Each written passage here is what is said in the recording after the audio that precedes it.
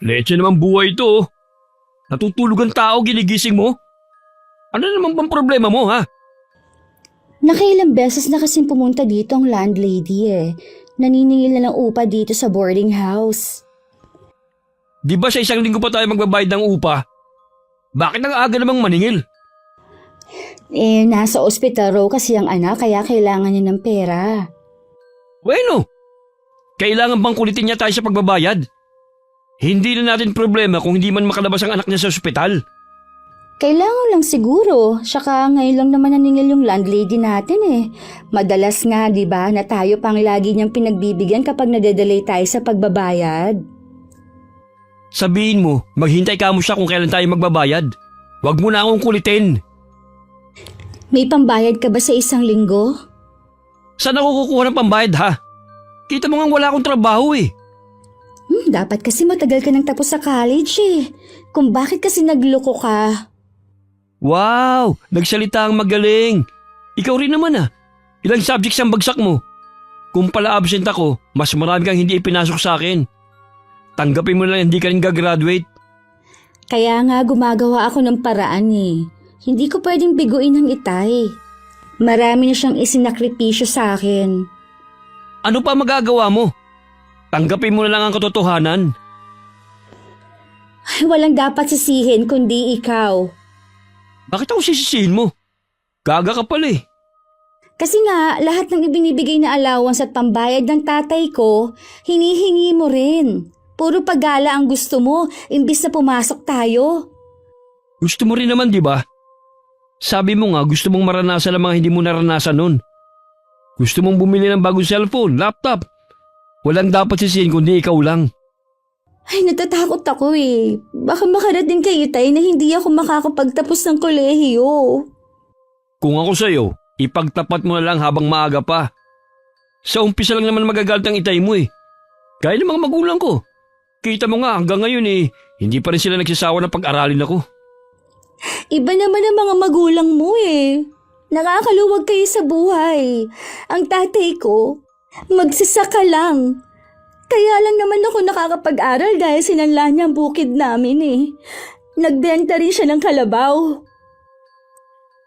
Obligasyon naman talaga ng mga magulang na pag-aralin ng anak. Nasa iyo na kung gusto mo makatapos. Ayun na nga Wala akong pag-asa na makagraduate. Kahit ano kasing pakiusap ko, ayaw akong pagbigyan ng mga professor ko Kaya nga sabi ko sa'yo, tanggapin mo na lang. Ang kulit mo din no? Palibhasa kasi, sanay ka lang hindi makagraduate, kaya hindi mo ako naiintindihan. Ikaw, may pamilyang susuporta sa'yo samantalang ako naman, ang inaasahan sa amin. Ang aga-aga nagdrama ka na naman. Paulit-ulit na lang naman ang sinasabi mo Saan ka pupunta? Lalabas muna ako. Kaysa naman magkasama tayo rito na walang ginawa kundi dumaing. Napakabigat mong kasama sa buhay. Pupuntahan mo na naman ang mga kaibigan mo. Tapos uuwi kang lasing. Hoy, Leslie. Hindi pa tayo mag-asawa para pagbawalan mo ko sa mga ginagawa ko May 1 taon na tayong nagsasama kaya para na rin tayong mag-asawa. Hindi pa tayo kasal. Kaya huwag kang ilusyonada. Huwag mo sabihin na hindi ka seryoso sa relasyon natin. Wala akong sinasabi na ganyan. Ang akin lang, hindi pa tayo mag-asawa. Kaya huwag mo akong pagbawalan sa ginagawa ko. Hindi naman kita pinagbabawalan pero sana naman, kapag may ganitong problema tayo, huwag ka munang umalis. Lagi mo na lang kasi akong iniiwan sa ere Anong problema? Yung pambayad dito sa upa? Gawa mo ng paraan. Umuwi ka muna sa inyo at humingi ka sa tatay mo. Hindi tapos ang problema. Hindi ganun kadali yun, John Ross. Bumalik ka muna dito, nag-uusap pa tayo Pwisit talaga. Lumayas na naman. Dahil wala na rin akong budget sa pagkain para sa linggong yon, napilitan na rin akong umuwi muna sa amin. Pagbaba ko pa lang ng tricycle, abot tenga na ang ngiti ng itay na lumabas ng bahay. Agad ako nagmano at inakbayan pa niya ako habang papasok kami ng bahay. Mabuti naman dumalaw ka ngayon. Nung 1 linggo pa kita hinihintay na umuwi Pasensya na po, Tay. Ang dami ko po kasing kailangan tapusin kaya ngayon lang po ako nakauwi. Naiintindihan naman kita kasi malapit ka ng graduate eh. Oo nga po eh. Kumain ka na ba? Hindi pa nga po, Tay eh. Nagkape lang po ako kaninang umaga. Abay, huwag mong pabayaan ang sarili mo, anak. Bali wala makatapos ka kung magkakasakit ka naman. Eh kasi po, Tay, naubos na po ang pera ko dahil sa dami ng mga binayaran ko sa school. Eh di sana tinawagan mo ang pinsan mo para sinabi niya sa akin. Hindi ko na po naisip yon dahil uuwi na rin po talaga ako ngayon. Maupo ka na dyan. Ipaghahain na kita. Mabuti may natira pa ritong kanin kaninang umaga at ulam. Magsasaing na rin ako para sa pananghalian natin. Salamat po, Tay. Kanina pa po talaga ako nagugutom eh. Pakiusap naman anak. Sa susunod huwag ka namang magpapagutom. Ipinag-aalala mo ako dyan eh. Opo, Tay. Ngayon lang naman po nangyari na nawalan ako ng pambili ng pagkain eh. Sige na, kainin mo na yan. At magsasaing na lamang ako ng panibago. Sige po, Tay. Si Lola Roda nga po pala. Lagi naman yung naglalagay sa bahay niya eh. Ilang beses ko lang ang kinukumbisi na lumipat na dito sa bahay natin. Kaya lang masyado matigas ang ulo. Lagi naman po yata siyang pumupunta dito sa bahay natin eh. Oo naman. Kaya lang ka, kung matanda na siya dapat dito na lamang siya para nakikita ko rin siya. Matigas po talaga ang ulo ni Lola kahit noon pa. Ayos lang ba sa'yo na gulay ang iulam natin ngayong tanghalian? Oo naman po. Siya nga po pala, Tay. Maagang naniningil yung landlady ko sa upa ng boarding house. Nasa ospital po kasi yung anak niya. Ganun ba? Baka kasi sa isang araw pa dumating yung hinihiram ko na pera eh. Makakapaghintay ka ba? Oo naman po. Isang linggo din po kasi akong walang pasok. Mabuti naman at matagal-tagal din kita makakasama. Tsaka po pala, Tay, may babayaran po ako sa eskwelahan. Kapag po kasi hindi ko yun nabayaran, baka po hindi ako makagraduate. Abay, hindi ako makakapag na hindi ka makapagtapos. Huwag mong alalahanin ang mga bayarin mo. Ako ang bahala sa lahat. Binibenta ko na nga yung alaga nating baka dyan. Pandagdag sa gastusin mo. Salamat po, Tay. Maasahan po talaga kayo. Wala yun, iha.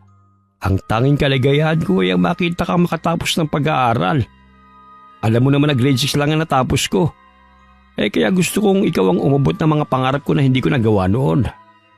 Huwag po kayong mag-alala, Tay. Isipin niyo na lang po na natupad ng pangarap niyo. Alam mo ba anak, iniisip ng iba nating kamag-anak na masyado tayong ambisyoso. Wala silang bilib na makakatapos ka. Hindi nila alam, ilang buwan na lamang iaakit ka na ng entablado na bitbit ng diploma. Huwag niyo na lang po pansinin ang mga sinasabi nila. Ang importante po, wala tayong inaapakan tao. Tama ka dyan anak. Teka lang ha. Maiwan na muna kita rito. Kukuha lamang ako ng buko dito sa likod nitong bahay. Alam ko isa yun sa namimiss mo eh. Nawala naman ang kaba ko na baka hindi kami makabayad ng upa sa boarding house. Mabuti na lang kahit grade school lang ang natapos ng Itay. Madiskarte naman siya. Nung hapon dumalaw si Lola Roda sa bahay.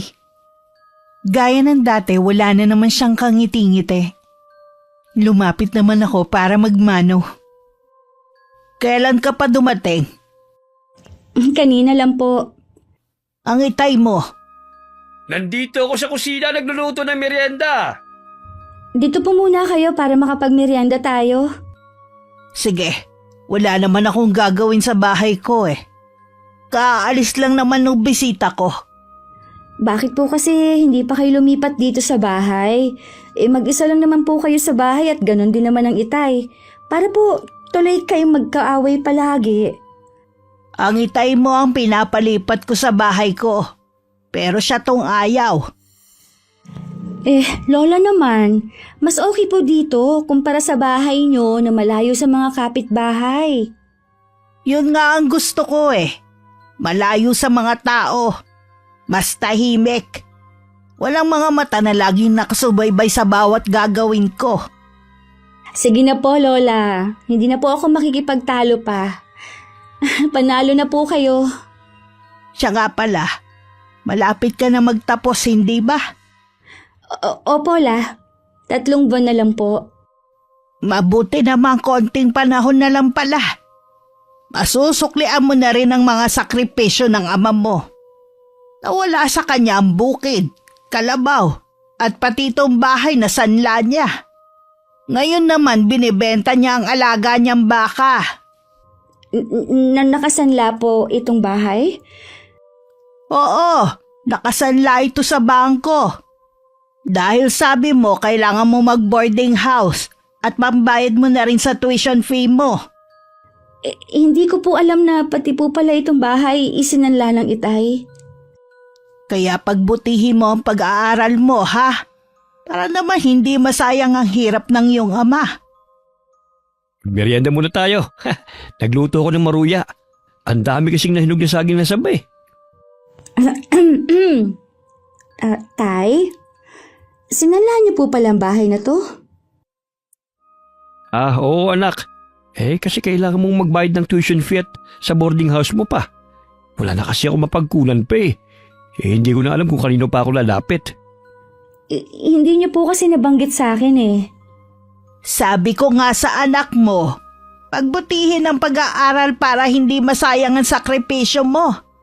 Aba, lahat na naipundar mo eh. Naipagbili mo na para lang makapag-aral siya. Tungkulin ko po na pag-aralin ng anak ko.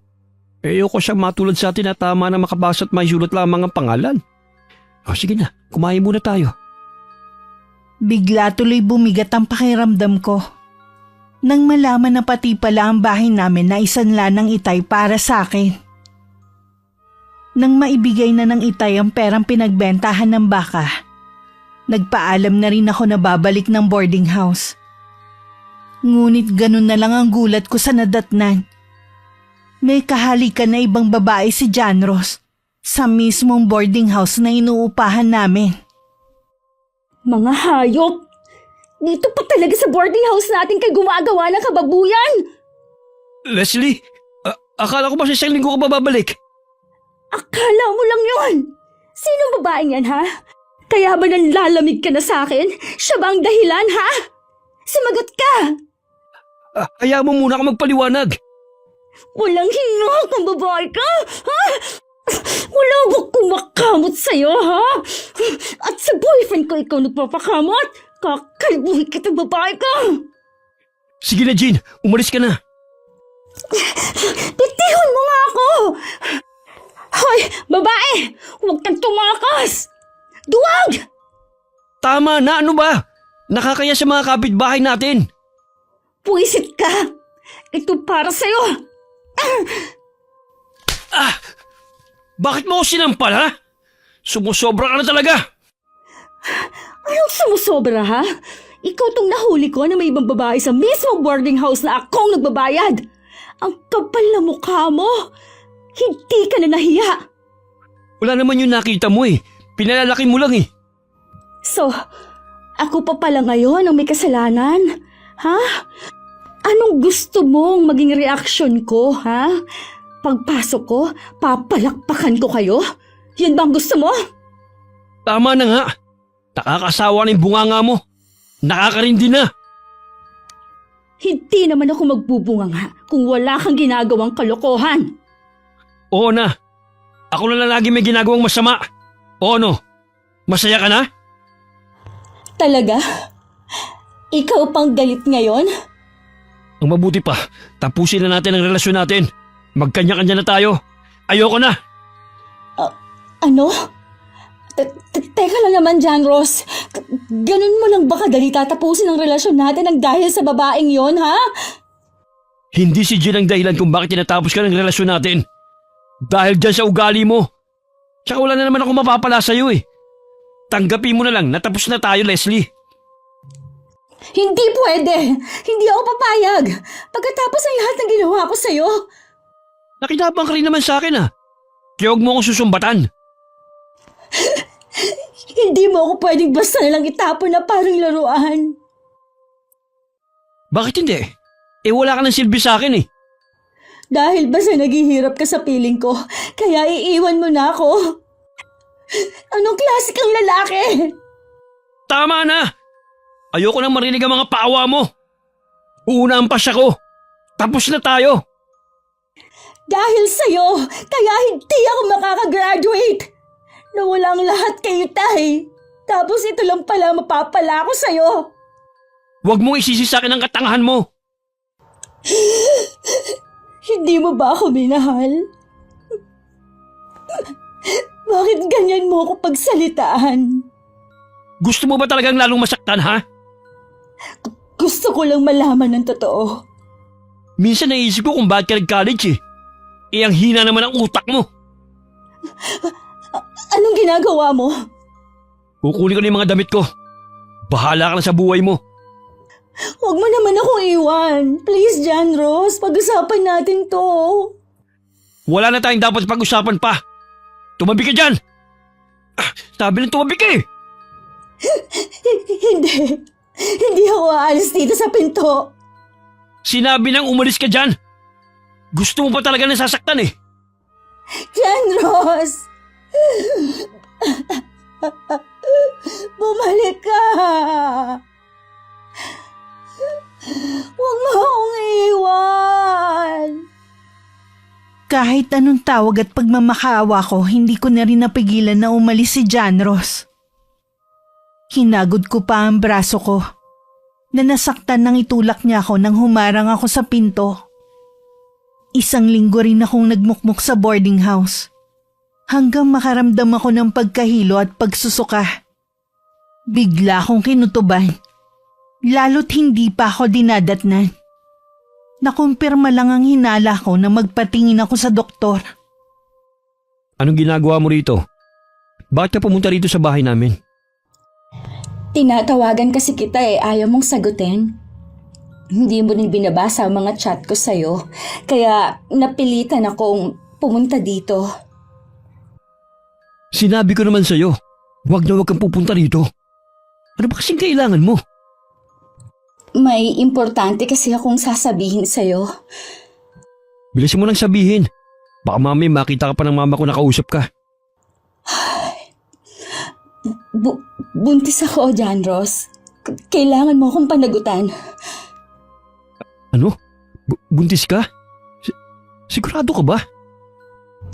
Oo, nagpa-check up ako kanina. Ito ang papel, Tingnan mo ang resulta para maniwala ka. Hindi maaari ito. Kailangan gumawa ka ng paraan para mawala yan. Sisirain lang yan ang buhay ko. Pagkatapos mong malaman na buntis ako, yan pang sasabihin mo. Imbis na matuwa ka dahil sa wakas magiging ama ka na. Paano ako matutuwa? Baka tuloy na ako itakwil ang mga magulang ko pag nalaman na nabuntis kita. Para kang hindi lalaki. Diretsahin mo na lang ako kung ayaw mong panagutan ng ipinagbubuntis ko. Dugo pa naman yan eh. Pwede mo pa yung inuman ng gamot para matunaw. Nababaliw ka na ba talaga, ha? Anak natin ito. May buhay din siya. Kapag itinuloy mo yan, maging ang buhay mo ay masisira din. Gusto mo ba yun? Matagal lang sira ang buhay ko mula nang makilala kita.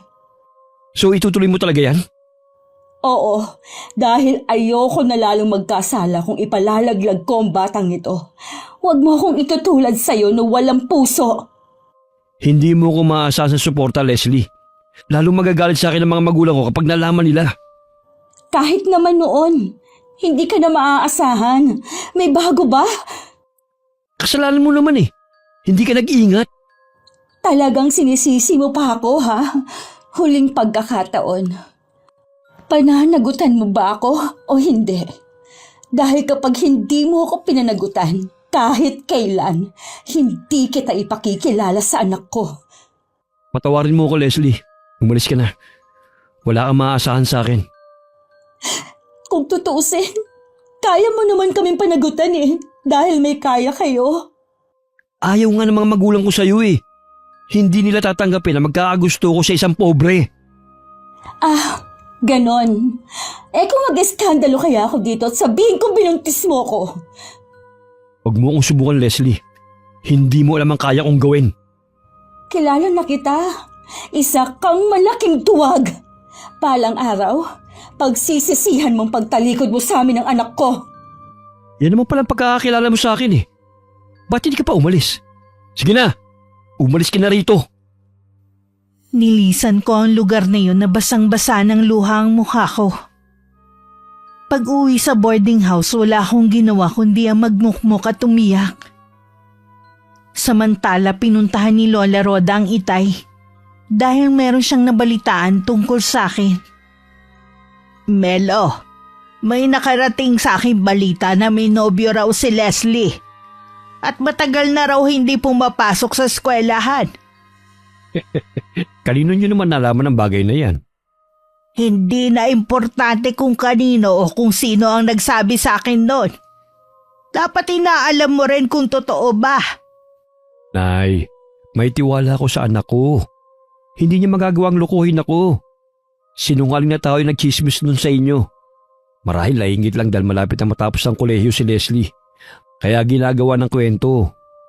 May tiwala naman ako sa anak mo. Kaya lang, mula nang pumasok siya sa kolehiyo, ni minsan hindi mo man lang siya dinalaw sa boarding house niya. Eh lagi naman kasi siyang wala eh. Tsaka, minsan naman umuwi siya rito sa bahay eh. Mula nang mamatay ang asawa mo sa sakit, ibinuhos mo na ang buong panahon sa anak mo. Lahat ibinigay mo sa kanya. Kasi hodang mawala lahat ng naipundar mo. Ayoko lang naman na masaktan ka sa huli, anak. Hindi po yan mangyayari. Si Leslie ang mag-aakit ng karangalan sa bahay na ito. Siya ang tutupad sa pangarap ko na magkaroon ng diploma. Kaya lagi kong dasal na sana makapagtapos na siya. Ang dami mo na kasing isinakripisyo eh. Imbes na may sarili kang sakahan, ibinenta mo. Nakikisaka ka na lang tuloy. Hindi ganun kadaling magpundar lalo na sa panahon ngayon. Hindi po ako nagsisisinay sa mga naging desisyon ko. Makakabawi pa naman kami ng anak ko balang araw. Siyempre kasama kayo ron. Matanda na rin naman ako eh. Kontento na ako kung anong meron ako. Eh, yun lang po ba ang pinunta nyo rito? Gusto ko rin makipagkwentuhan sa'yo. Nakakaramdam din pala kayo ng pagkailip sa bahay nyo. Sabi ko naman sa inyo eh, lumipad na kayo rito eh. Alam mo naman na hindi ko pwedeng iwan ang bahay ko. Lalo na ang mga alaga ko. Walang magpapakain sa kanila. Sabihin nyo nga, Nay, hanggang ngayon po ba gumagamit pa rin kayo ng karunungang itim? Hindi ko kasi matanggihan ng mga lumalapit sa akin eh. Nay naman, di ba nangako kayong titigilan nyo na yan? Paano kung may makalam ng mga taga rito? Baka kung anong gawin nila sa inyo. Huwag ka mag-alala. Nananatili pa ring lihim ang aking kaalaman sa barang. Kaya nga mas pinili kong manatili sa bahay ko na walang mga kapitbahay. At isa pa, ang alam ng mga taga rito. Isa akong manghihilot kaya hindi sila magtataka kung sakaling may mga taong nagpupunta sa bahay ko. Kahit na, Nay, hindi ba kayo natatakot sa karma? Balang araw mapaparusahan kayo sa ginagawa nyo eh. Wala na akong kinakatakutan pa, Melo. Matagal ko nang pinaghandaan ng bagay na yan. Sana naman po, Nay huwag nyo nang banggitin ang tungkol sa bagay na yan kay Leslie. Wala naman talaga akong balak sabihin eh. Tsaka, pansin ko ilagang anak mo sa akin. Paano po nasusungitan sa inyo yung bata? Sa tingin ko iba ang dahilan ng anak mo. Ano naman po sa tingin yung dahilan niya? Basta, alam kong may iba siyang dahilan. Kayo talaga, Nay, kung ano-anong iniisip niyo tungkol kay Leslie. Dito na po pala kayo magtanghalian para may kasalo naman ako. Namumugto na ang mga mata ko pero wala pa rin akong tigil sa pag-iyak. Sumasakit na rin ang ulo ko sa kakaisip sa problemang kinakaharap ko.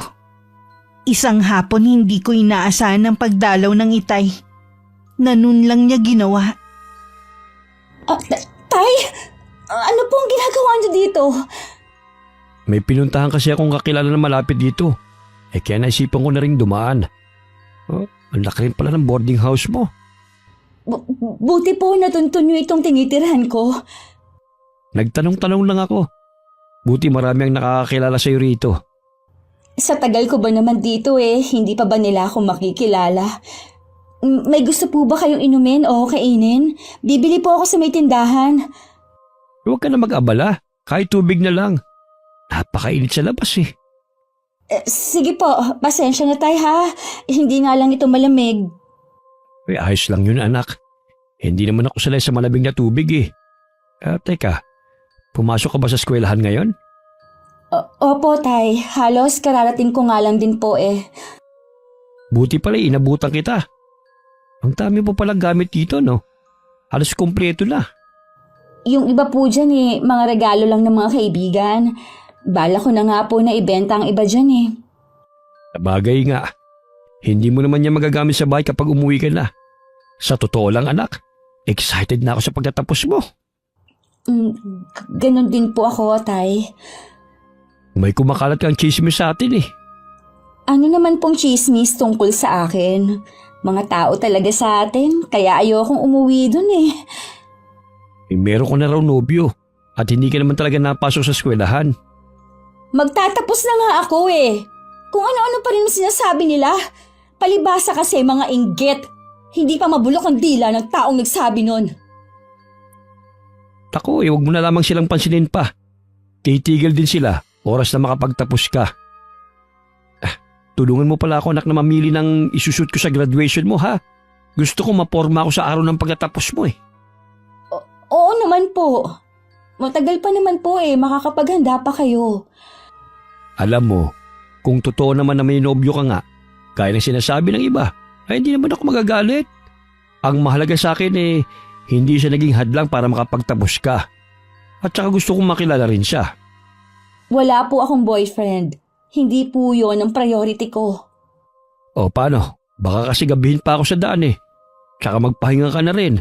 Alam kong pagod ka sa pag-aaral mo Mag-iingat po kayo sa pag-uwi ninyo. Titignan ko po kung makauwi ako sa atin sa susunod na linggo. 1 buwan pa bago ako nagpasya na umuwi sa amin. Wala na rin kasi akong pang-upa.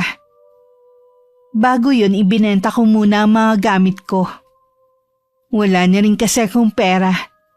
Hindi ko alam kung dahil lang buntis ako. Ang dami ko kasing gustong kainin.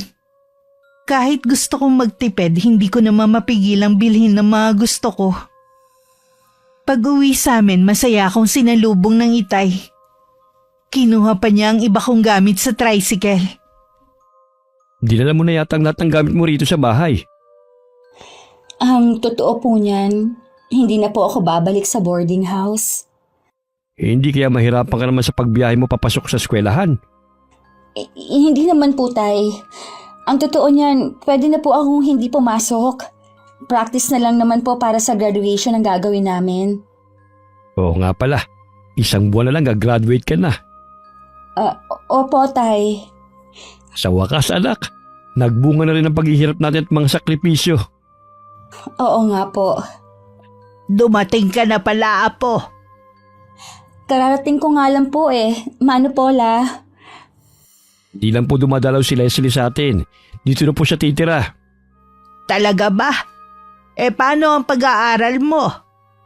Nagpa-practice na lang po kami kaya ayos lang po kung hindi na kami pumasok. Teka lang, parang may kakaiba yata sa'yo Mukhang tumaba ka rin kumpara nung huling uwi mo rito. Malakas lang po akong kumain ngayon kaya tumaba ako. Tay, Lola, magpapahinga lang po ako sa kwarto ko. O sige iha, tatawagin na lang kita kapag kakain na tayo. Kailan ba ang graduation ng anak mo, Melo?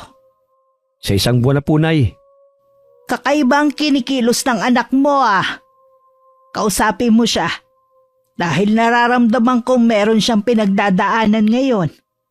Wala naman po akong napansin na kakaiba sa kanya. Maliban po sa parang matamlay siya. Wala namang masama kung kakausapin mo ang anak mo. Baka mahuli ang lahat.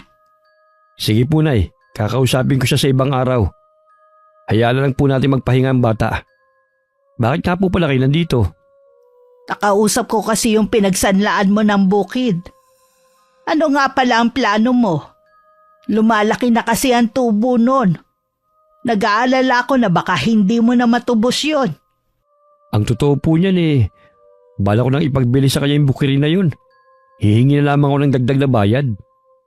Hindi ako makapaniwalang mawawala sa atin ang bukirin na yon na naipundar ninyo ng ama mo. Ganun po talaga. Maintindihan naman yun ng itay. Ginawa ka naman yun para sa anak ko O siya, ikaw na lang ang makipag-usap sa taong pinagsanlaan mo ng bukid mo. Uuwi na muna ako at meron kasi kong inaasahan na bisita. Dahil sa pagbubuntis ko, madalas tanghali na akong gumising. Lagi kasi kong inaantok.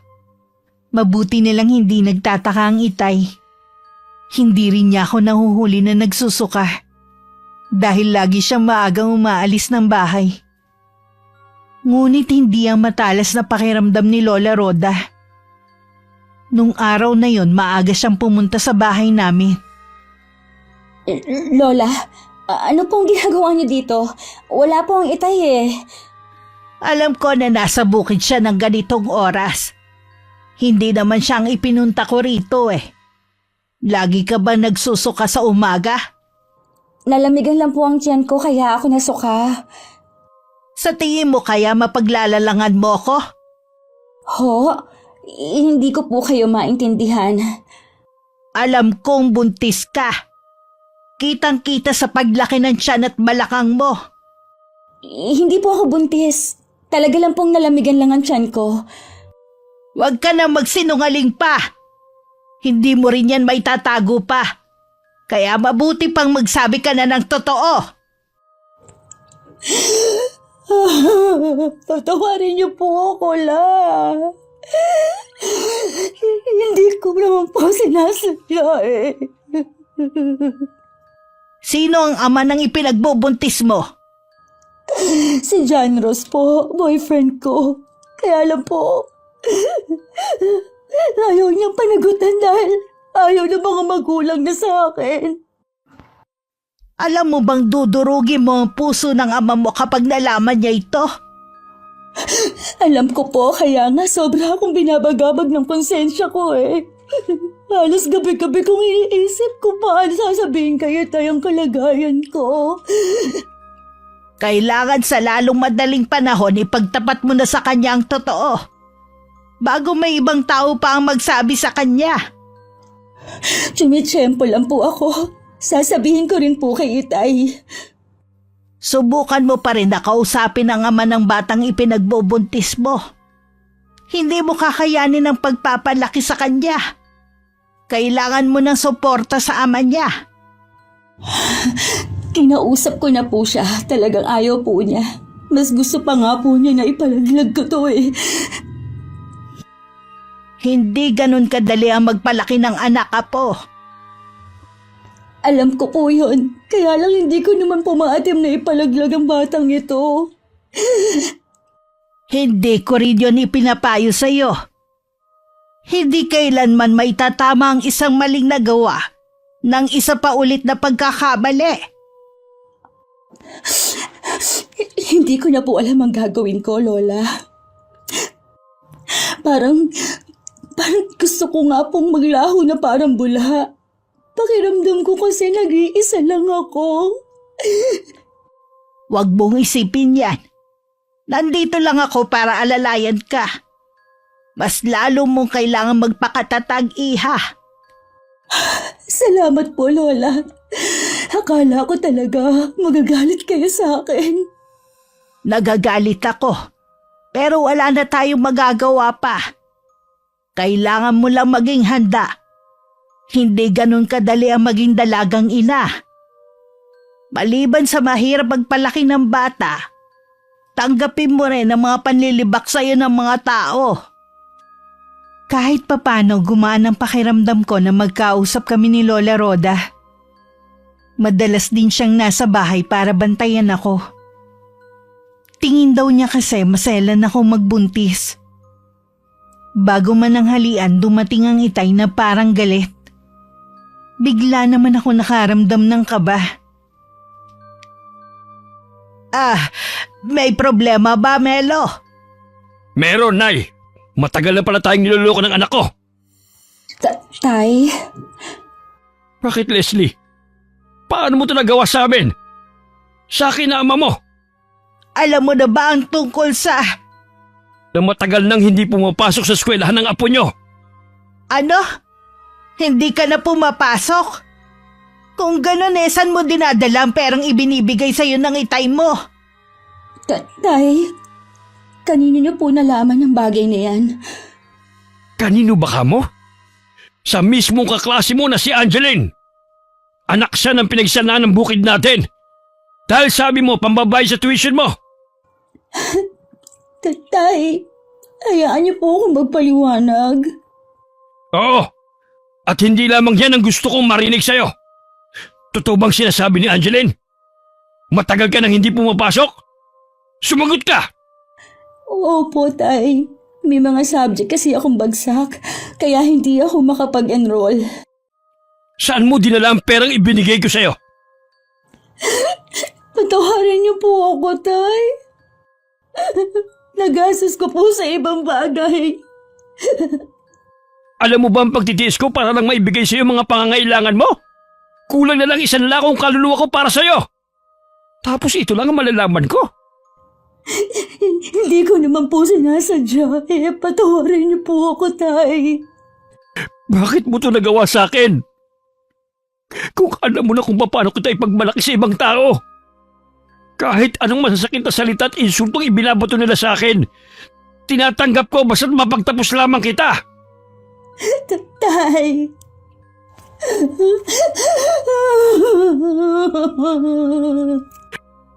Melo, saan ka pupunta?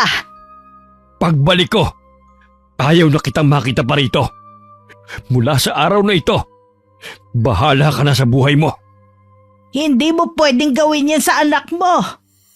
Pagkatapos ng mga panluloko niya sa atin, mas gugustuhin ka pang mawala ng anak kaysa makasama ang manlulokong yan.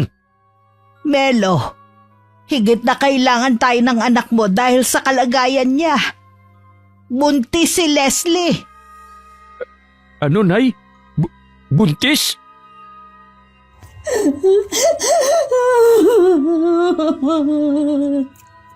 Oo, Melo. Maselan din magbuntis ang anak mo. Sino ang ama ng pinagbubuntis mo? Bakit hindi mo siya pinapakilala sa amin ng lola mo? Hindi po niya gustong panagutan ng batang dinadala ko, Tay. Talaga bang puro na lang kahihiyan ang ibibigay mo sa akin, ha? Tay, hindi ko naman po ginusto ang mga nangyari. Anong hindi mo ginusto, ha? Kung ginamit mo sana yung utak mo, hindi mangyayari sa'yo yan. Kung inisip mo sana ang mga sakripisyo ko, puro pag-aaral lang sana ang atupagin mo at hindi ang paglalandi. Huminahon ka, Melo. Pulang-pula ka na sa galit. Baka mamaya mapano ka pa. Tatanggapin pa rin kita sa pamamahay ko. Alang-alang sa pagbubuntis mo. Pero tapos na ang pagiging ama ko sa'yo. Melo, saan ka pupunta? Melo! Tay! Lola ang itay! Hindi ako makahinga. Tumawag ka ng tulong! Dalian mo! Opo, Lola.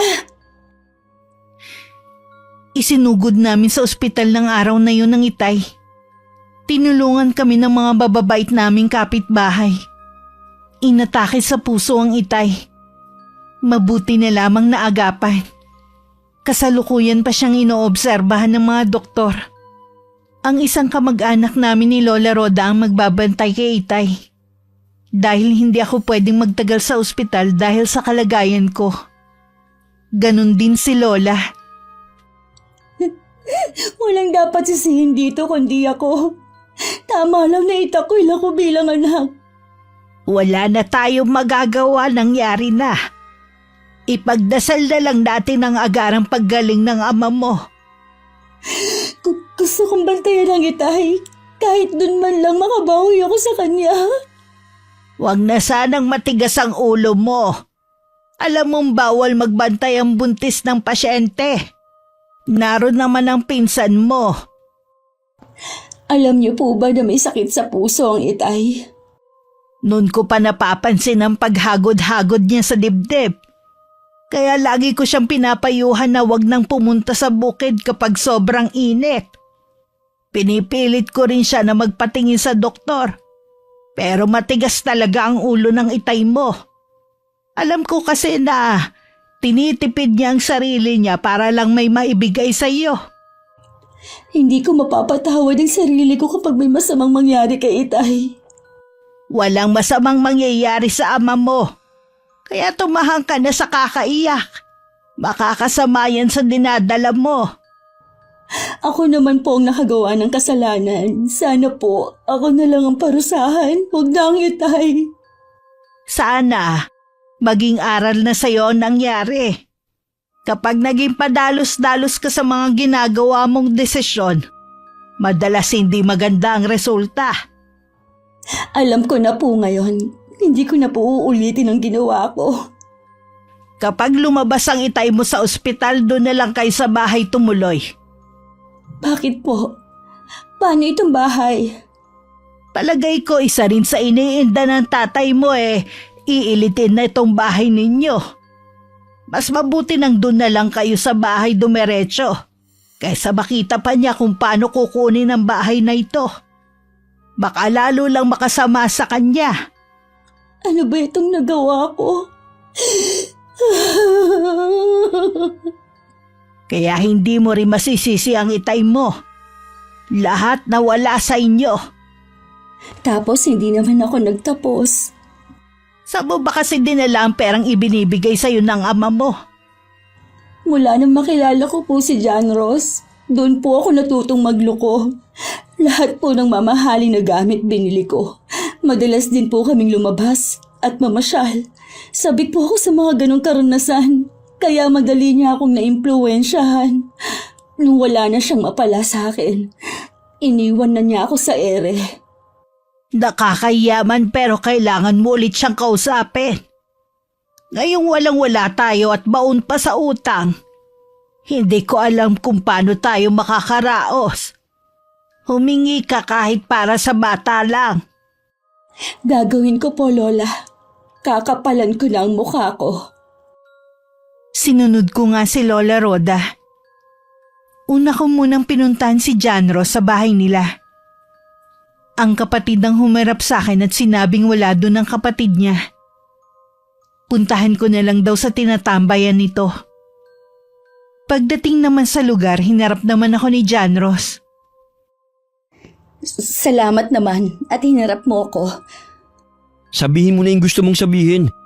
Hinihintay na ako ng mga tropa ko Hindi na ba talaga magbabago ang isip mo tungkol sa dinadala ko? Yan lang ba pinunta mo rito? John Ross, nasa ospital ang Itay. Baon din kami sa utang. Ang inaalala ko lang naman yung magiging anak natin. Walang-wala din ako Nagmamakaawa naman ako sa'yo Tulungan mo naman ako. May pinagsamahan naman tayo, di ba? Ayaw mo kasi sa suhestyon ko Malit pa yan. Kaya pa yung matanggal. May buhay na ang sanggol na nasa sinapupunan ko. Hindi ito sang bagay lang na basta mo na lang ipatatanggal.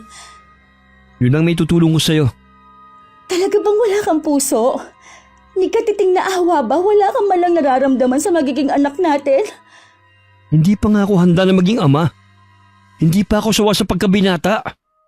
Wala naman akong balak na itali ka sa akin Suporta sa bata lang ang kailangan ko sa'yo kahit hanggang makapanganak ako.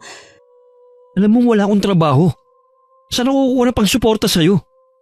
Kung hindi ka magbibigay, titiyakin ko na malalaman ng mga magulang mo ang tungkol sa magiging anak natin.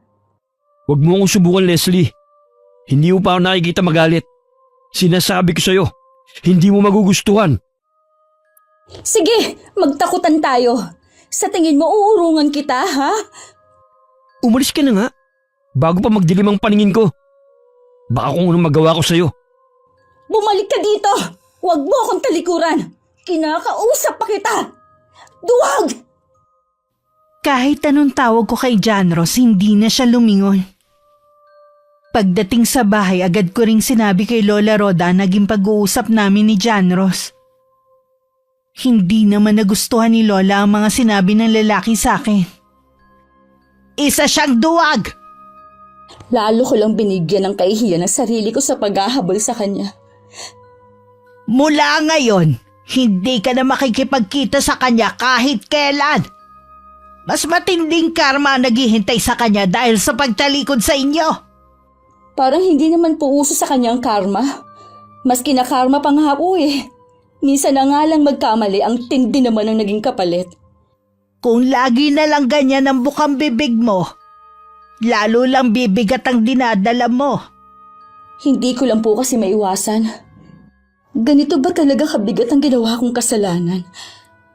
Ang mabuti pa, umpisahan mo na ang pagliligpit ng mga gamit ninyo. Bukas na bukas din sa bahay na kayo titira ng ama mo. Makakalabas na po ba ng ospital ang itay? Sa makalawa na siya lalabas. Sinabihan ko na ang pinsan mo na sa bahay na tutuloy ang itay mo. Saan po kayo kumuha ng pambayad ng ospital? Ipinagpapasalamat ko po talaga ng sobrang paggaling ng itay. Kailangan lang natin maging maingat sa mga pagkain niya at iwasan na magalit siya.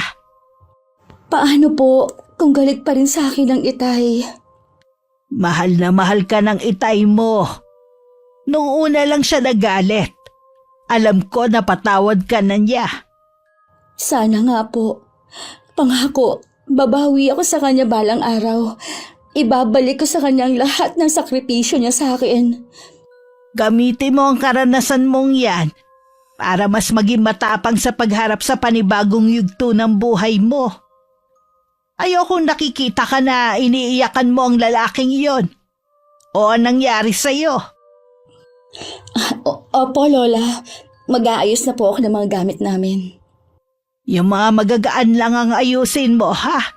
Ipapautos ko na lang sa mga pinsan mong lalaki ang iba ninyong mabibigat na kasangkapan. Opo, halos magagaan lang naman po at kaunti ang mga gamit namin dito sa bahay. Hindi man lang siya makabili ng gamit dahil sa akin napupunta. Kahit naman noon, simple lang ang gamit na gusto ng ama mo. Kung ano lang ang ginagamit dito sa bahay. Lola, may nakakaalam na po ba ng kalagayan ko? Kailangan kong sabihin sa pinsan mong nagbabantay sa itay mo. Nagtataka kasi siya kung bakit hindi ka maaaring magbantay sa ospital. Sigurado, hindi magandang iniisip nila sa akin. Hindi ko po kasi sila trinata ng maayos noon. Tingin ko po sa kanila mababa dahil hindi man lang nakatapos ng high school. Ang pagiging suplada mo na maana mo sa nanay mo. Yan ang kailangan mong baguhin, apo. Hindi po kaya huli na ang lahat? Lahat may pagkakataon na magbago. Basta bukal sa kalooban mo. Mula po ngayon, babaguhin ko na po ang trato ko sa kanila. Nang makalabas ang itay sa ospital, hinatid na siya sa bahay ni Lola Roda. May ilan kaming kamag-anak na dumalaw. Gusto ko sana makipag-usap sa mga pinsan ko. Pero dama ko malamig nilang pakikitungo sa akin. Maging ang mga tsuhin at tiyahin ko. Halos hindi nila ako tingnan. Hindi ko naman sila masisi. Dahil ganun din na naging pakitungo ko sa kanila dati. Bakit ka nagmumukmuk dito? Nandyan na po ba sila? Nakaalis na silang lahat. Ang itay po. Nakatulog na siya. Bakit hindi ka nakisalamuha sa mga pinsan mo kanina? Akala ko ba Sinubukan ko naman po kanina na makipag-usap pero para akong nakikipag-usap sa hangin Ni hindi nga nila ako tinitignan. Hindi lang kasi sila sanay na pinapansin mo. Hindi po, Lola. Hindi po ako manhid. Malamig po talaga ang pakitungo nila sa akin. Ramdam ko na ako ang sinisisi nila sa nangyari kay Itay. Hindi talaga yun maiiwasan. Kahit ako nararamdaman ko rin na gusto kitang sisihin. Piruin mo, Sinabihan na nila ang itay mo noon na hindi ka na pumapasok. Pero mas pinili pa rin ng itay mo na maniwala sa iyo. Hindi naman po ako nagtatampo sa kanila. Alam ko naman po na kasalanan ko rin. Makakasundo mo rin ang mga pinsan mo. Bigyan mo lang sila ng panahon. Opo, Lola. Pupuntahan ko lang po ang itay. Sasamahan na kita. Nakakausap naman siya kaya lang hinihingal nga lang. At medyo hirap pa ang pagsasalita. Gising po ang itay. Sige na, lapitan mo na siya. Alam ko kanina ka pa niya gusto makita at makausap. Tay? Kumusta na po ang pakiramdam niyo? Ayos lang, anak. Patawarin niyo po ako, Tay. Kung alam niyo lang ang takot ko na baka mawala na rin kayo sa akin katulad ng inay. Pinatawad na kita, anak. Ingatan mo ang sarili mo, ha? Para sa apo ko. Opo. Sige na po, Tay. Magpahinga pa kayo. Babantayan ko po kayo. Magpapahinga na rin talaga ako. Hinintay lang talaga kitang puntahan mo ako rito. Nag-aalangan po kasi ako eh. Baka po kasi galit pa rin kayo. Alam mong nag-iisa lang kitang anak. Ikaw na lamang ang tanging alaala ng nanay mo sa akin. Hindi ko magagawang magalit sa iyo ng matagal. Sige na, Melo, bukas na lang kayo magkwentuhan ng anak mo, ha? Magpahinga ka na para mabawi mo agad ang lakas na nawala sa iyo. Unay, inaantok lang nga po ako eh. Siguro dahil sa mga gamot na ininom ko. Ilang beses pang dumalaw kay Itay ang mga kamag-anak namin. Malamig pa rin ang pakikitungo nila sa akin. Hindi ko nalang ipinilit pa ang sarili ko. Isang buwan ding nakaratay lang sa higaan ng Itay bago bumalik sa dati ang lakas niya. Kaya lang bawal na siya magtrabaho sa bukid. Halata na rin ang tiyan ko ng mga panahon na yun. At sa health center lang ako nagpapa-check up. Tampulan na rin ako ng chismis. Pero hindi ko nalang pinapansin ang mga sinasabi nila. Leslie! Leslie! Nasa kwarto po nagtutupi ng mga damit na mga nilabhan. Saan ba kayo galing, Nay? Doon sa health center. Oh, La, tawag niyo po ako? Ito. Kinuhanan kita ng gamot sa center. Akala ko po, sabi ni Ate Alma wala na raw pong gamot para sa buntis. Sinabi lang yun ng pinsan mo. Dahil gusto kanyang pagdamutan. Bakit naman po? Hanggang ngayon kasi galit pa rin sila sa iyo. Kaya po pala ganun ang trato niya sa akin sa center kumpara sa ibang buntis na nagpapatingin din. Bakit ba sila galit na galit sa anak ko? Ano bang ginawa ni Leslie sa kanila? Sa pagkakatanda ko hindi naman sila pinapansin. Hayaan niyo na lang, Tay. May karapatan naman silang magalit sa akin pagkatapos ng mga nangyari. Kung ako nga napatawad na kita dapat kinakalimutan na rin nila ang mga nangyari. Tay, wag na po kayo mainis. Alalahanin niyo, bawal na sa inyong magalit. Tama ang anak mo. Yung gamot mo pala, ininom mo na ba? Tapos na po, Nay. Doon na po muna kayo sa kwarto niyo, Tay. Napagpagat na palitan ko na rin po ang higaan niyo. Magpahinga na po muna kayo. Sige. Mayuan ko muna kayo dyan, ha? Salamat naman at bumalik na sa dating sigla ang ama mo. Medyo payat nga lang po siya dahil kailangan bantayan ng pagkain niya. Ganun talaga kung gusto pa niya mabuhay na matagal. Kailangan niya sundin ang sinabi sa kanya ng doktor. Inabuso rin kasi niya ang sarili niya kaya binabawian na siya ngayon. Hindi rin po pala maganda ang sobrang sipag? Oo naman. Ito nga pala ang gamot mo. May kailangan lang din akong gawin. Kinuha ko na rin ang gamot na hiningi ni Lola sa health center. Kinagabihan hindi ako makatulog. Biling baliktad ako sa higaan. Laman ng isip ko si John Ross. Paulit-ulit ko kasing naririnig sa isip ko ang pagtawag niya. Dahil sa puyat ako, tinanghali ako ng gising. Lola, may ginagawa po ba kayo? Wala naman, iha. Pumasok ka rito sa kwarto. Anong amoy po yun? Kandila ba? Buong magdamag kasi na nakasindi ang mga kandila sa altar. Ganun po ba? Ano po yung hawak nyo? Litrato po ba yan? Bakit po nasunog? Oo. Litrato nga ito. Nahagip kasi ng kandila kaya nasunog. Buti po hindi tayo nagkasunog dito sa bahay. Hindi yan dahil nagising naman ako agad. Mababaw lang naman ang tulog ko eh. Teka. Bakit mo nga pala ako pinuntahan dito sa kwarto ko? Kasi po Lola, nakalimutan kong sabihin kagabi na ubos na po ang gamot ng itay. Huwag ka mag-alala. Meron pa akong perang na itatabi rito. Malaki naman ang ibinayad sa akin ng mga nagpapagamot. Napansin ko po mukhang may mga kaya sa buhay yung mga nagpapagamot sa inyo. Oo. Sila yung mga nawawalan na ng pag-asa. Kaya sa akin lumalapit. Ibig lang pong sabihin nun, talagang magaling po kayo manggamot. Mabuti pa lumabas na tayo. Nasaan ba ang tatay mo? Nasa labas po, nagpapaaraw.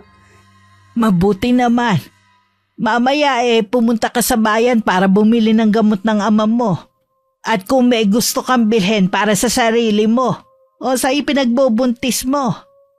Salamat po Sa kabila po na pareho kami ng itay na walang trabaho, nandyan po kayo para suportahan kami. Sapat naman para sa ating tatlo ang pensyon ko. Tsaka nga yung ibinabayad sa akin. Huwag ka masyadong mag-isip. Makakaraos din tayo, apo. Ang hindi ko lang maintindihan noon, kung bakit parang ayaw ni Itay na merong nagpupunta sa bahay para magpagamot. Katulad ng araw na yun, may dumating na babae. Maputi at matangkad. Makikita agad na may kaya sa buhay ang bisita. Nagpaalam ang Itay na pupunta lang sa bahay ng tiyuhin ko. Halata ang inis sa mukha niya. Isang kakilala na humingi na sa inyo ng tulong dati ang nagturo sa akin dito. Baka daw po matulungan ninyo ko. Nararamdaman ko na iba ang sadya mo sa akin. Handa po ako magbayad, kahit magkano. Basta matulungan niyo lang po ako sa problema ko sa anak ko. Ano bang problema ng anak mo? Hindi po kasi siya mapagaling na mga doktor na tumingin sa kanya eh. Lalo pa nga pong lumalala ang kalagayan niya hanggang sa merong magsabi sa akin na baka binabarang ang anak ko. Pinayuhan pa kami na tigilan na namin ang pagpapadala sa anak namin sa doktor. Lalo lang daw kasing pinapalala nito ang kalagayan niya. Kaya lang ang asawa ko kasi hindi naniniwala sa barang eh. Paano mo naman natitiyak na binabarang nga ang anak mo? Namaga po ang mukha niya hanggang sa magkaroon yun ng nana. May lumalabas pong mga uod dun. Hindi lang yun, may alupihan na lumalabas sa tenga ng anak ko. Ilang beses na namin napatay ang alupihan na yun. Pero paulit-ulit pa rin na lumalabas dun. Para bang pinamamahayan na ng insekto ang loob ng katawan niya. Walang duda na may bumabara nga sa anak mo. Matindi ang galit ng gumawa nito sa kanya. Tila gusto mo na siyang pahirapan bago malagutan ng hininga. Sana sinama mo siya rito. Hindi na po niya kaya eh. Nabubulok na po kasi ang mga binti niya.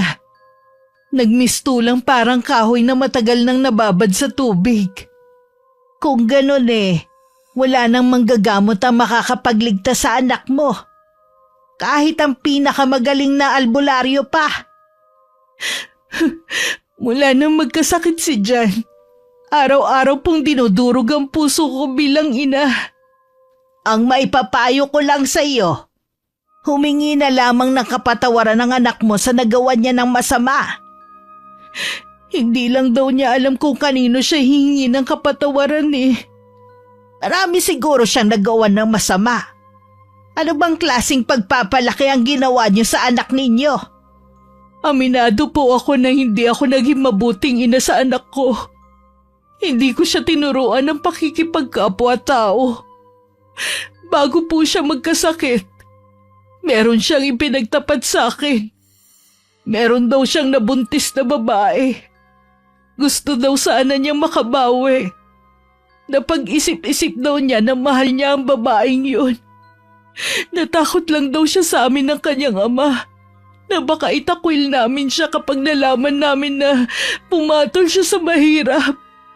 May litrato ka ba ng anak mo?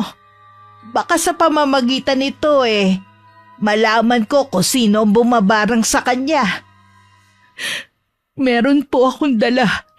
Ito po siya. Napakabata pa niya para mamatay.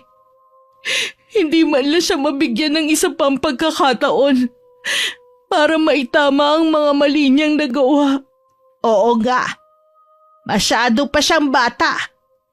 Pero pasensya na. Wala na akong magagawa pa. Masyadong mabagsik ang sumpang iginawad sa kanya. Tanging kamatayan na lamang ang paraan para matapos na ang kanyang paghihirap. Anak ko, hindi maaari. Ayoko mamatay siya. Tanggapin mo na lamang na hanggang doon na lang siya. Hindi naman siya mamamatay kung hindi siya binarang ng kung sino. Ang mabuti pa, umuwi ka na. Nararamdaman ko na anumang oras magpapaalam na ang anak mo. Ang anak ko, baka nga hindi ko na siya abutan ng buhay. Mabilis na umalis ang babae. Sa pagmamadali, hindi na niya ako napansin pa. Pumasok naman ako sa silid kung saan nanggagamot ang lola. Naabutan ko siyang nakatungo at tila problemado. Lola? Alam kong narinig mo lahat ng sinabi ng bisita ko. Mahirap po ba talagang gamutin ng barang? Depende, iha. Sa kaso niya, naghihintay na lang ng kamatayan ng anak niya. Matindi sigurong galit ng taong gumawa nun sa kanya. Imbis na kasi magpatawad na lang, mas pinili pa niyang ipabarang yung tao na yon. Sadya talagang malupit ang tadhana. Minsan kasalanan din ng mga magulang kung bakit lumalaking palalo ang kanilang mga anak. Kulang na nga sa gabay, sunod pa sa layaw, kaya hindi alam ang salitang responsibilidad. Naawa ako din sa babae. Ramdam ko yung kagustuhan niyang iligtas ang anak pero sabi niyo nga, huli na para magamot pa ang anak niya. Kaya ikaw, iha, busugin mo sa pangaral at pagmamahal ang anak na isisilang mo para hindi siya maligaw ng landas katulad ng anak ng babaeng yon. Opo, Lola. Aalis po muna ako. May bibilhin lang po ako sa bayan. Sige, iha. Huwag ka lang magpapaabot ng hapon. Masama kasi sa buntis sa malamigan. Wala na yata yung bisita nyo, Nay. Sandali lang naman siya. Pinauwi ko na rin. Hindi po kasi kayang gamutin ni Lola yung anak ng babae. Binarang daw po kasi. Parang? Binarang ang anak niya? Opo, Tay. Naku, napakwento na ako. Alis po muna ako. Babalik din po ako agad. Mag-iingat ka, anak. Wala na si Leslie. Pwede niyo po bang sabihin sa akin kung sino ang bisita niyo kanina? Hay, ang babaeng bisita ko ay ang ina ni John Ross. John Ross? Ang lalaking tumalikod sa anak ko? Wala nang iba. Huwag niyong sabihin na binarang niyo ang nobyo ni Leslie. Oo. Kinuha ko ang nakatagong litrato ng lalaking yun sa gamit ng anak mo. Yun ang ginamit ko para barangin ang lalaking yon. Ay naman, hindi niyo man lamang naisip ang mararamdaman ni Leslie kapag nalaman niya ang totoo? Nagpadala ako sa matinding galit ko. Ang lalaking yun ang punot dulo ng lahat ng nangyari sa atin. Mas gusto ko pa rin na ipasa Diyos na lang ang nangyari. Hindi nyo dapat inilagay sa kamay nyo ang paghihiganti. Alam ko. Nagsisisi na ako sa nagawa ko. Magsisiman kayo, huli na. Habang buhay ko itong dadalhin sa dibdib ko. Lalo't nagsisisi rin pala ang binata na yon. At gustong bumawi sa kanyang mag-ina. Sinabi yun mismo ng babae. Anong ginawa nyo, Nay? Inalisan nyo ng ama ang apo ko. Inalisan nyo siya ng karapatan na magkaroon ng buong pamilya. Patawarin ako ng Panginoon. Patawarin niyo ako ni Leslie. Matagal ko na po kayong pinagsasabi na itigil nyo na ang ginagawa nyo. Pero ayaw nyo makinig. Labis lang ako nabulag na matinding galit ko. Tuwing nakikita ko kasi si Leslie na umiiyak, parang dinodorog ang puso ko. Maging na magkasakit ka at mabaon lalo sa utang. Hindi po sapat na dahilan yun para barangin yung lalaking yun. Tatanggapin ko ang galit sa akin ng apo ko. Handa rin akong masunog sa impyerno dahil sa mga nagawa kong kasalanan. Kapansin-pansin ang pagiging tahimik ni Lola Rhoda. Madalas din siyang magkulong sa kwarto niya. Minsan kinato ko siya pero pinagtabuyan lang niya ako. May sakit po ba ang lola? Hayaan na lang muna natin siya mapag-isa. Baka po kasi mapaano siya eh. Matanda na si lola. Ako na nagsasabi na walang sakit ang lola mo. Mas malusog pa siya kaysa sa akin. Hindi po kaya may problema ang lola? Maaari din. Hindi ko alam, anak. Tingin ko may kinalaman yung babaeng naging bisita niya nung isang araw kung bakit nagkukulong si lola sa kwarto niya. Huwag mo na lang intindihin ang lola mo. Alagaan mo na lang ang sarili mo at ang sanggol sa sinapupunan mo. Inaalagaan ko naman po ang anak ko. Minsan ba'y naiisip mo pa ang nobyo mo na nang iwan sa'yo? Hindi ko po maiwasan na lagi siyang isipin. Siya pa rin po ang ama ng anak ko. Lagi kong ipinagdarasal na sana magbago ng isip niya at hanapin niya ako. Kaya alam po, parang imposible na eh. Ilang beses akong nagmakaawa sa kanya dati pero mas gusto pa rin niyang ipalaglag ang anak namin. Wala akong hangad kundi ang kaligayahan mo, anak. Pero tingin ko, kailangan mo na siyang kalibutan. Pinipilit ko naman po kaya lang ang hirap po eh. Siya lang ang lalaking minahal ko. Masakit lang na gano'n niya kadaling itinapon ang pinagsamahan namin. Sadyang hindi kayong nakalaan para sa isa't isa. Siguro nga po dahil ilang buwan na akong naghihintay sa kanya pero hindi pa rin siya dumarating eh.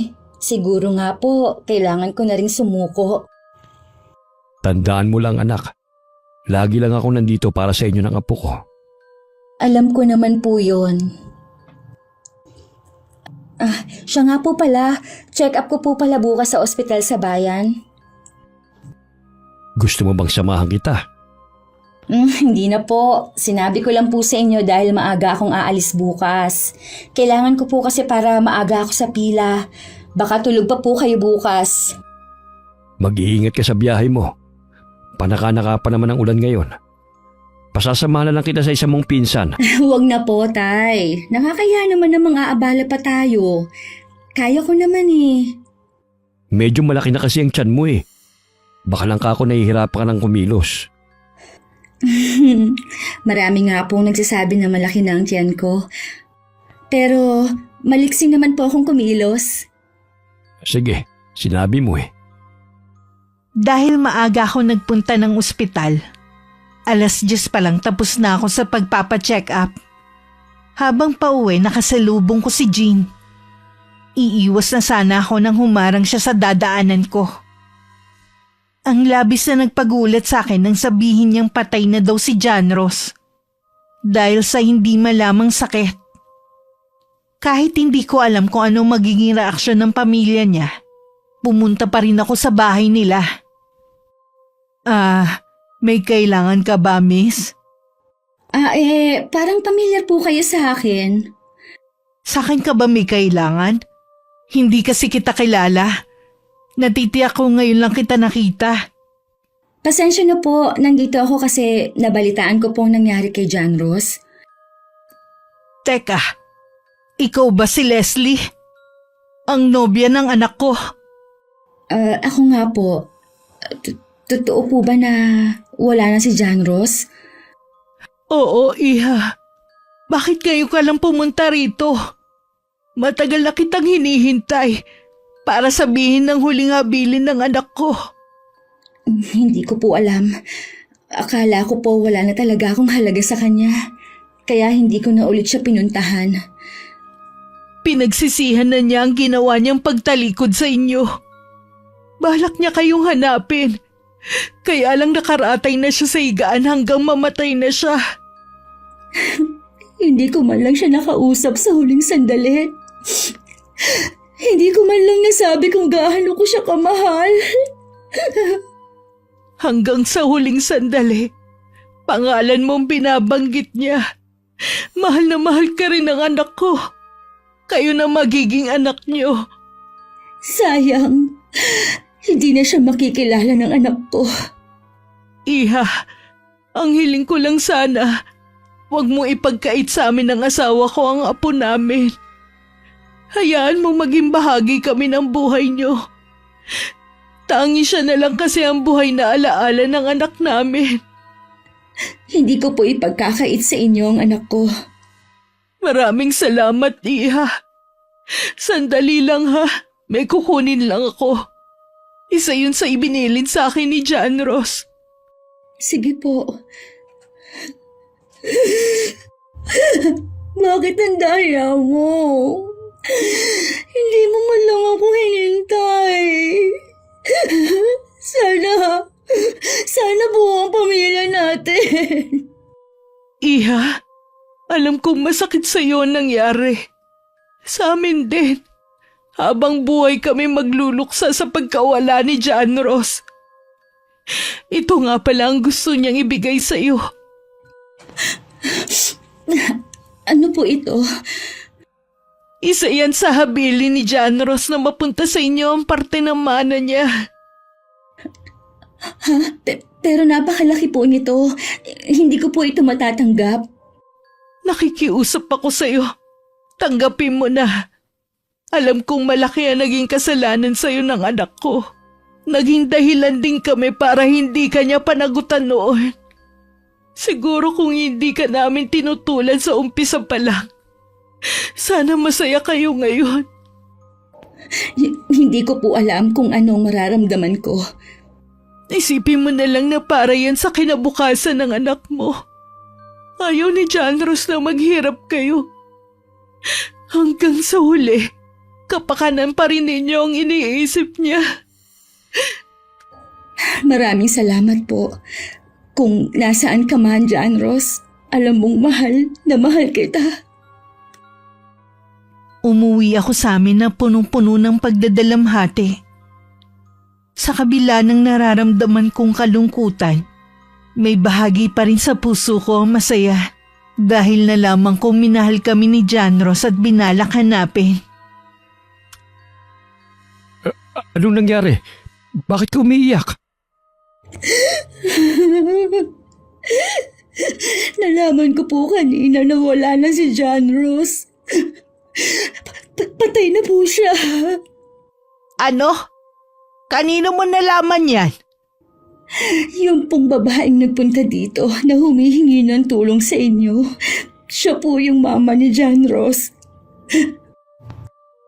Tahan na anak, baka makasama pa sa iyo ang pag-iyak mo. Marami po akong nalaman. Nagsisisi po si John Ross sa ginawa niyang pagtalikod sa amin. Gusto niya kaming hanapin, kaya lang po nagkasakit na siya. Hanggang sa huling sandali, kami ng anak niya ang iniisip niya. Katunayan nga po niyan, ito, iniwan niya sa amin. Ang laking halaga nito anak. Opo, yan po ang huli niyang habilin bago siya mamaalam. Patawarin mo ko, Apo. Hindi ko talaga sinasadya. Nadala lang ako ng galit ko. Bakit po, Lola? Bakit kayo humihingi ng kapatawaran? Leslie, ang Lola Rhoda mong responsable sa pagkamatay ni John Ross.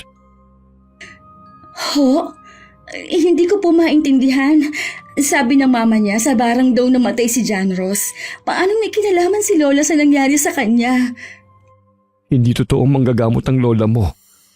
Ang totoo niyan, isa siyang mambabarang. Siya ang bumarang kay John Ross. Totoo po ba, Lola?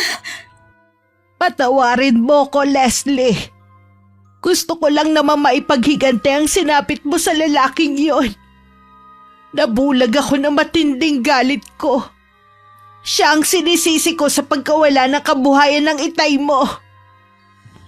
Pero Lola, sa ginawa niyo, inalisan niyo ng karapatan na makita at makasama ng anak kong kanyang ama. Alam ko, pinagsisisihan ko na ang mga ginawa ko. Maiintindihan ko kung hindi mo ko mapapatawad na po. Iha, alam kong mali at malaking kasalanan ang ginawa ng Lola mo. Pero pinagsisisihan na niya yun. Sana magawa mo siyang patawarin. Hindi man ngayon, pero sa mga susunod na araw. Mahal ko po kayo, Lola. Kahit masakit yung ginawa niyo, hindi ko po magawang magalit sa inyo. Kasi alam ko, ginawa niyo yun para sa akin eh. Hayaan niyo po muna akong mag-isa. Apo ko! Leslie! Hayaan na lang po muna natin siya. Masakit sa kanyang malaman ang totoo. Kung may babalik ko lang sana ang nakaraan, Melo. Hindi ko na lang sana itinuloy ang plano ko. Wala na po tayong magagawa, Nay. Sana lang po, yun ang huling beses na mambabarang kayo. Oo, anak. Matanda na rin ako. Nararamdaman ko na hindi na rin ako magtatagal pa sa mundong ito. Huwag niyo pong sabihin yan. Gusto ba po namin makasama kayo na matagal ni Leslie? Yung perang iniwan ni John Ross, matutubos na rin po natin ang bahay na nakasanla. Hindi naman pala siya lubusang masamang tao. Lahat po ng tao, ipinanganak na may buti ng kabutihan sa kanyang puso. Wala pong likas na masama. Kung nasan man ngayon si John Ross, sana mapatawad niya ako sa napakalaking kasalanan na nagawa ko sa kanya. Dahil sa perang iniwan sa akin ni John Ross, natubos na rin namin ang naisanla naming bahay. Nakabalik na rin kami. Pero nagpaiwan si Lola Rhoda sa bahay niya. Isang umaga sinundo kami ng kapatid ng itay. Naghihingalo na daw si Lola. Pagdating nga namin sa bahay niya, lahat malungkot at umiiyak. Kami na lang ang hindi nakakausap ni Lola. Kaya naman iniwan muna nila kami sa kwarto kung saan siya nakahiga. Nay, nandito na po kami ni Leslie. Melo, Leslie, apo ko.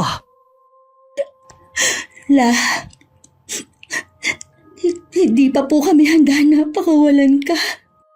Pagod na ako, apo. Isang biyayang umabot pa ako sa ganitong edad. Pasensya ka na, apo. Hindi ko na masisilayan pa ang apo sa tuhod ko sa iyo. Yung biling ko sa iyo, ha? Huwag mong kalilimutan. Huwag po muna, ha? Melo, ingatan mo ang sarili mo, anak. Gusto ko umabot ka din ng katulad ng edad ko o higitan mo pa. Para magawa mo yun, huwag mong abusuhin ang sarili mo, ha? Opo, Nay. Gusto ko munang matulog.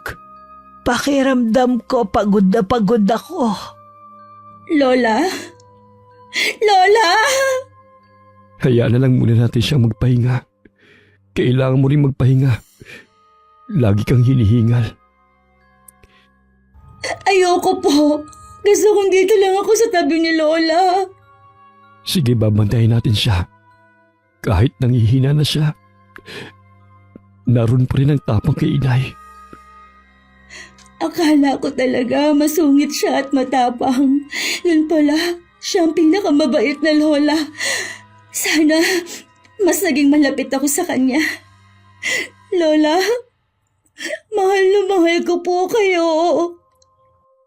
Kinabukasan binawian na ng buhay si Lola Rhoda.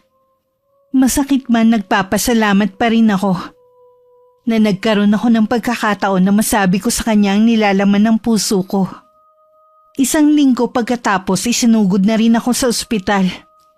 Nang araw na yun nanganak ako ng malusog na sanggol na babae. Rodora ang ipinangalan ko sa kanya. Isinunod ko sa pangalan ni Lola. Makalipas ang 1 buwan, dinalaw ko ang libingan ni John Ross kasama ang anak namin. Bago umalis, nag-alay ako ng panalangin para sa ikatatahimik ng kanyang kaluluwa. Nagpasalamat din ako sa ibinigay niyang malaking halaga para makapagsimula kami ng anak namin.